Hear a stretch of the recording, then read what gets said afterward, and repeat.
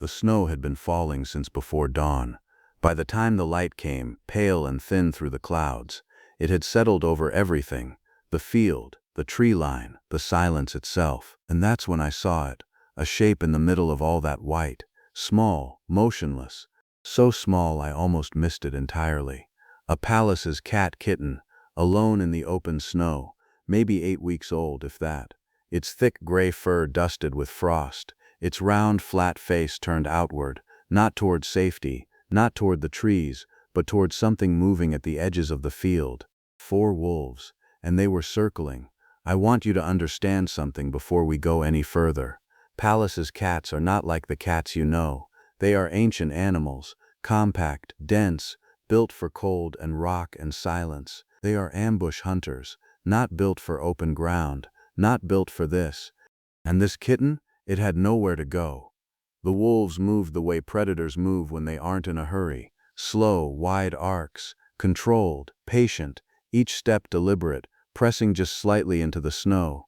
They weren't hungry enough to rush, they were calculating, and the kitten didn't run. That was the first thing that stopped me cold. It crouched low, almost flat against the ground, its belly nearly touching the snow, ears pulled slightly back, eyes wide open, not blinking. I could see, even from where I stood at the tree line, that it was breathing fast. Small chest rising and falling in quick, shallow pulls, but it stayed exactly where it was. I've spent years in this forest. I know most animals have a threshold, a point where instinct takes over and they bolt, or freeze, or fight. This kitten had passed that threshold a long time ago. What I was watching wasn't calm, it was something beyond fear, something that had gone very still on the other side of panic. The wolves tightened the circle. 3 of them hung back, reading the space, watching the kitten's feet for signs of movement. The 4th, larger than the others, moving with the quiet authority of experience, stepped ahead of the group, closer than the others, close enough, and then it stopped. I don't know what I expected to happen next. I've seen predation before. I know what it looks like when the calculation is finished and the decision is made. I've watched it and I've understood it, because that's the nature of this place. Nothing out here is cruel, it simply is. But the wolf stopped. It stood there, head low, studying the kitten with something I can only describe as hesitation, not fear, not confusion exactly, something quieter than that, like a question it didn't quite have the answer to. The kitten hadn't moved, hadn't made a sound, hadn't done anything an animal in that position is supposed to do, and that stillness, that complete, unnatural stillness, seemed to be the one thing the wolf hadn't planned for.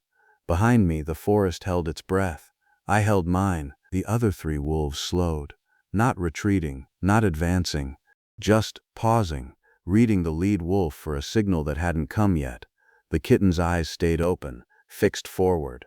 I've tried many times since that morning to explain what happened in those next few seconds, the way the field seemed to shrink around that small gray shape, the way the cold felt sharper suddenly, like the air itself was paying attention.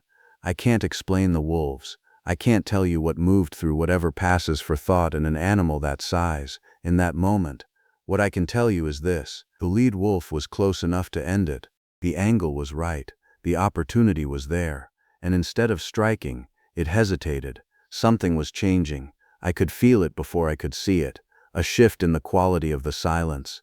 The wolves felt it too. I watched their ears come up, almost in unison, heads turning slightly, not toward the kitten but outward, toward the tree line on the far side of the field. The kitten opened its mouth, and it called, not a hiss, not a growl, something rawer than that. A sound that cut across all that open snow and cold air and landed somewhere in my chest I didn't expect. It wasn't a sound of defiance, it was a sound of need. And everything in that field, the wolves, the wind, the snow still drifting quietly from the gray sky above, went absolutely still to hear it.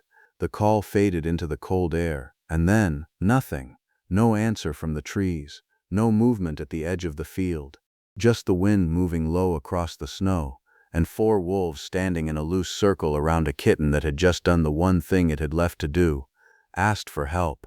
Whether help was coming, that was the part none of us knew yet. The wolves didn't move immediately after the call. That surprised me. I expected the sound to trigger something, a lunge, a scatter, some kind of decisive action. Instead, they held their positions, ears rotating slowly, reading the air the way wolves do when something has entered the equation that wasn't there before. They were listening, not to the kitten, to whatever might be listening back. I need to tell you something about Pallas's cats that most people don't know. They are solitary animals, deeply solitary. A mother and her kittens will stay together through the first several months. She teaches them to hunt, to hide, to read danger. But outside of that window, these animals move through the world almost entirely alone. They don't call for each other across open ground. They don't announce themselves. Silence is survival for a Pallas's cat, which meant that call, that raw, carrying sound the kitten sent out across the snow, was not a casual thing. It was everything the kitten had left, and somewhere I found myself hoping something had heard it. The lead wolf lowered its head again. The hesitation from before was fading. Whatever had given it pause, the stillness of the kitten, the strangeness of the moment, was beginning to dissolve back into instinct. I could see it in the way the wolf's weight shifted slightly forward, in the way the others began to close the circle again, quiet and steady, reading the lead wolf the way they always do. The kitten hadn't moved. Its breathing was faster now. I could see that even from the tree line, small body working hard, eyes still open, still fixed forward. One front paw pressed flat into the snow, the other slightly tucked beneath it, like some part of it was still making a decision it hadn't finished yet. The wolves took another step, then another. I've thought about that moment 100 times since. What the right thing to do was. Whether there was a right thing. I'm not a person who intervenes lightly out here. This forest has its own logic, its own balance, and I've learned over many years that my presence, my interference, can do more harm than the thing I'm trying to prevent. A predator that learns to associate humans with interrupted hunts becomes unpredictable. An animal rescued from one danger and left dependent is just being delivered to a slower one. I know all of that. I believed all of that standing there at the tree line that morning. And I still couldn't make myself leave. The lead wolf was very close now. The kitten made a small sound, not the call from before, something quieter, almost involuntary, and pressed itself lower against the snow. Its ears flattened completely. Its eyes had gone from wide and fixed to something that looked almost resigned. I took a step forward out of the trees. Just one step, enough to be visible if anything looked my direction. Not enough to commit to anything I couldn't take back. The snow crunched under my boot. None of the wolves turned. The cold was deep that morning, the kind that settles into your hands before you notice it, that makes your eyes water slightly at the edges. I remember being aware of my own breath, small clouds appearing and disappearing in front of my face, and thinking, without quite meaning to, that the kitten's breath was doing the same thing. This small, visible pulse of warmth in the middle of all that cold, still there, still going. I took another step. The lead wolf's ear flicked in my direction. Just one ear, a small acknowledgement that something had shifted at the edge of its awareness. But it didn't turn, didn't break focus. The circle was very tight now, and that's when I heard it. From somewhere deep in the tree line on the far side of the field, not where I was standing, the other side entirely, a sound moved through the forest. Low, directional, something between a call and a warning. It wasn't loud, but it carried. Every wolf in that field lifted its head at the exact same moment. The lead wolf took a full step back from the kitten, not retreating, just realigning, facing the far tree line now instead of the small gray shape crouched in the snow below it. The other 3 wolves turned as well. Something was coming, and whatever it was, the wolves weren't sure yet whether they wanted to be standing in the middle of an open field when it arrived. I stopped moving. The kitten hadn't looked toward the sound. It was still facing the wolves, still crouched, still working through each breath one at a time, but something in its posture had shifted, so slightly I might have imagined it. A fraction of tension released from somewhere along its spine, the tucked paw pressing a little more firmly into the snow, like it was steadying itself, like it had heard the sound too, like it recognized it. The wolves stood perfectly still, listening, waiting. I took one more step forward, and at that exact moment a shape appeared at the far edge of the field, moving fast out of the shadows of the tree line, low to the ground, dense, purposeful, and I understood, before I could fully see it, exactly what I was looking at. She came out of the trees like weather, not fast in the way of panic, not wild or loud or reckless. She moved the way something moves when it has already made its decision and is simply closing the distance between where it is and where it needs to be. Low to the ground, steady, direct. A Pallas's cat, fully grown, thick-coated, built like stone wrapped in fur, crossing open snow toward 4 wolves without slowing down. I don't have a word for what I felt watching that. I'm not sure one exists. She covered the ground quickly but controlled, every step placed with intention. Her thick tail carried low and level behind her. Her round, flat face pointed straight ahead, not at the wolves, not yet, at the kitten. The kitten saw her coming. I watched something move through that small body. Not relief exactly, animals don't work that simply. But the locked, airless stillness of the past several minutes shifted. The kitten's ears came up slightly, its weight redistributed, no longer pressed flat against the ground. The mother reached it in seconds. She didn't nuzzle it, didn't slow down to check it over. She moved past it, one fluid motion, and placed herself between the kitten and the wolves. Then she stopped, and she faced them. 4 wolves, 1 cat. She was a third of the size of the smallest wolf in that circle. Smaller than that, maybe. A Pallas's cat in full winter coat looks larger than it is, all that dense, long fur adding volume that isn't really there. Beneath it, the body is compact, built for rock and scrub and cold, not for this. She knew that. She had to know that. She faced them anyway. Her posture was nothing like the kitten's had been, where the kitten had flattened and stilled. She was upright, coiled, every part of her surface level calm, but underneath it, tight as a held breath.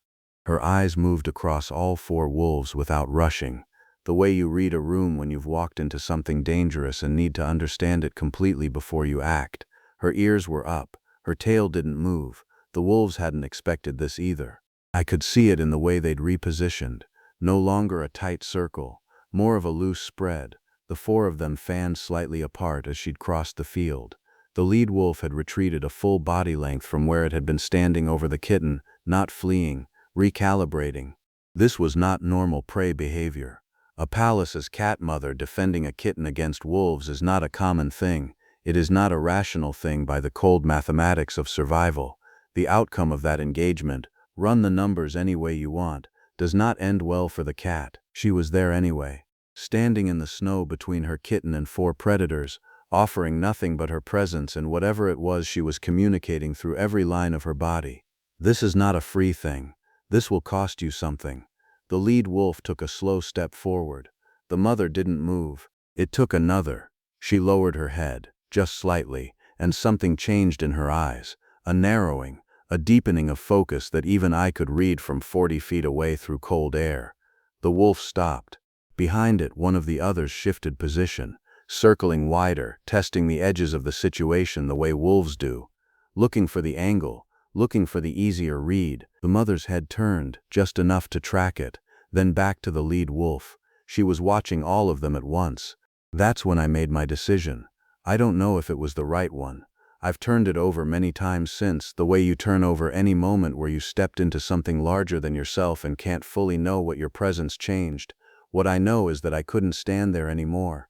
I stepped out of the tree line fully, both feet into the open snow. I was aware of how exposed I was, how visible, how the geometry of the field had just shifted with me in it. I shouted, not words, just sound. Loud, sudden, directional.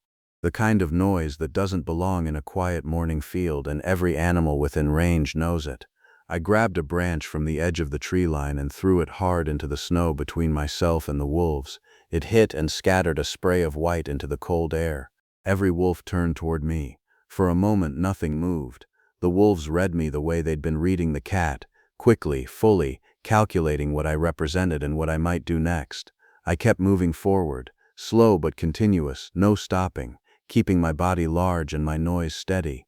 The mother hadn't moved from her position. The kitten was directly behind her, pressed close but not touching, watching everything. One of the outer wolves took a step back, then another. The lead wolf held for 3 long seconds, eyes on me, then on the cat, then back to me, running whatever final calculation it had left to run. Then it turned. They didn't run. Wolves rarely do. They withdrew the way they'd arrived, measured, unhurried, preserving the dignity of the choice even as they made it. One by one they pulled back from the center of the field, widening the space, moving toward the far tree line without urgency. The last one paused at the edge of the shadows and looked back. Not at me, at the cat. One long, flat look. Then it turned and was gone. The field went quiet again. The mother stayed exactly where she was for a long moment after the wolves disappeared, ears up, eyes on the tree line. Not trusting the silence yet, reading it, testing it, making sure. I stopped moving. I stood still and let the quiet settle. After what felt like a long time, her tail moved. Once, slow, some small release of held tension working its way out through the only part of her that had given anything away.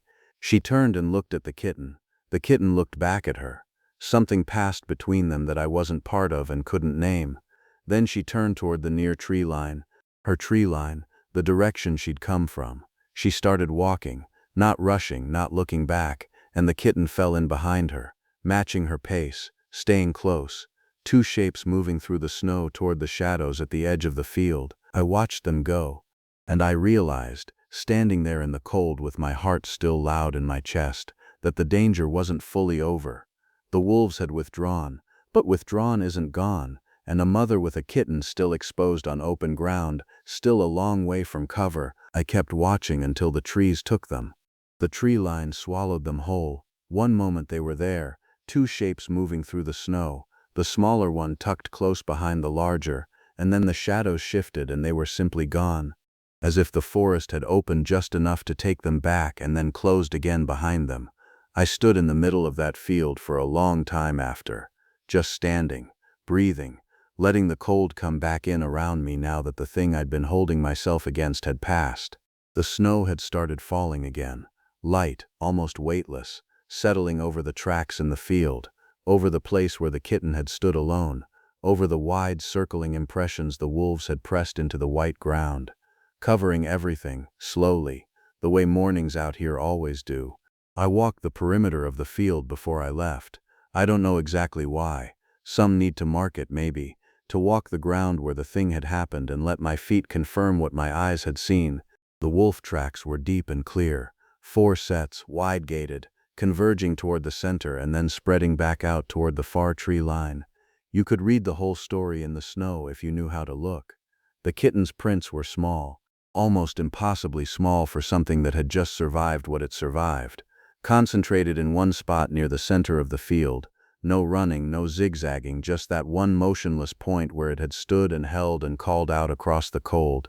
And then the mother's tracks arriving fast from the far side, straight line, no hesitation in the stride, crossing the field with the kind of directness that doesn't leave room for second thoughts. I stood over that spot for a while, where her tracks and the kitten's tracks met. I want to be honest about something.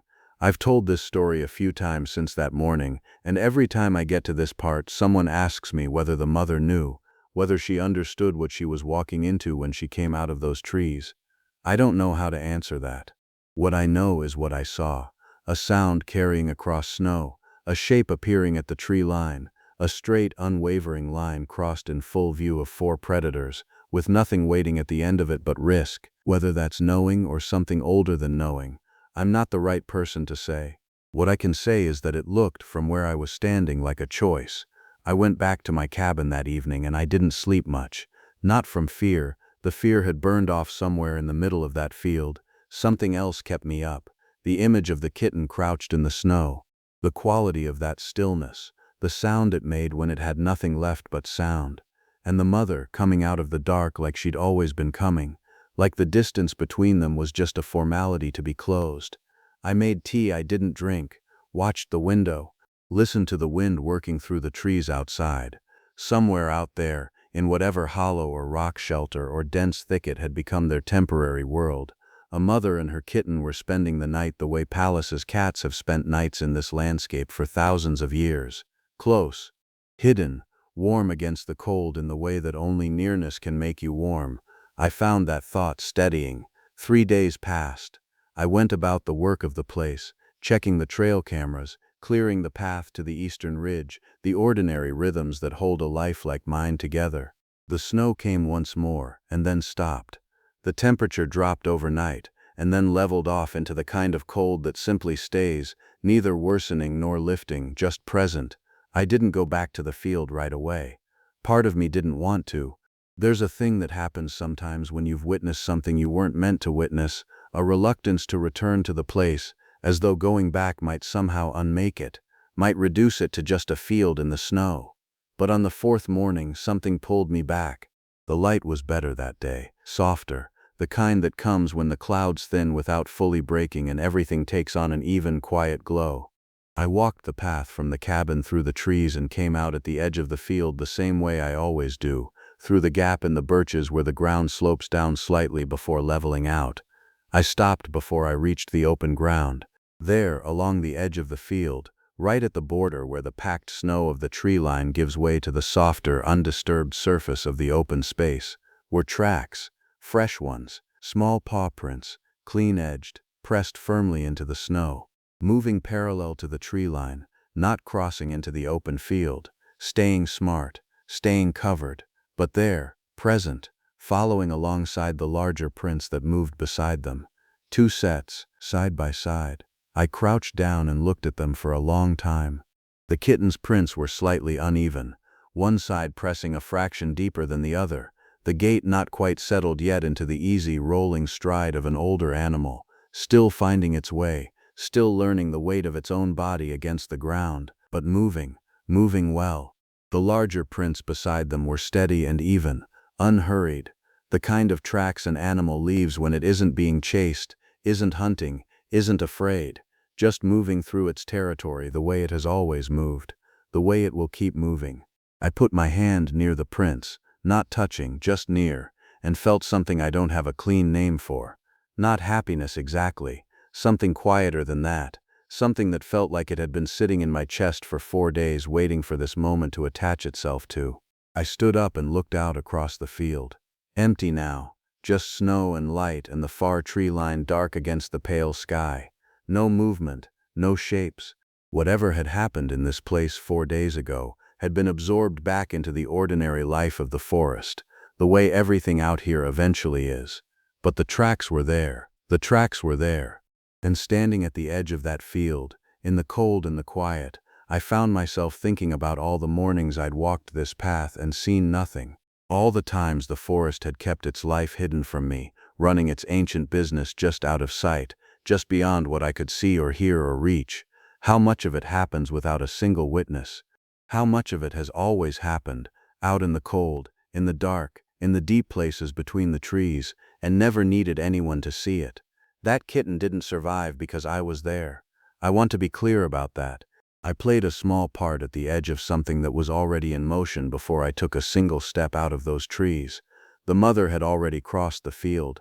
The kitten had already held. What happened in that field happened because of them, because something in a small gray animal, alone in open snow, chose to stay still and send its voice out across the cold instead of running, and because something in a mother, moving through whatever ancient, wordless understanding drives an animal back toward its young, heard it, and came. I've spent a lot of years in this forest. I've seen things I couldn't explain and things I understood too well. I've learned, slowly and with some difficulty, to hold this place lightly, to be here without needing it to perform for me, to let the wild be wild and find my own meaning in the margins of it. But some mornings stay with you. Some things press themselves into you in a way that doesn't fade with the season or the next year's snow. And on the mornings when I walk out to that field now, in whatever light the sky has decided to offer, in whatever cold the season has settled into, I look at the edge of the tree line, I look at the open ground, I think about a sound carrying across snow, and I remember, even the smallest life out here is held by something. Even the most alone thing in the world has somewhere, something moving toward it. That's what the tracks told me. That cold, quiet morning, kneeling in the snow at the edge of a field where something impossible had happened and then simply continued, that's what I understood. And in that frozen moment, I realized something I'll never forget. Even the smallest life in the wild is never truly alone.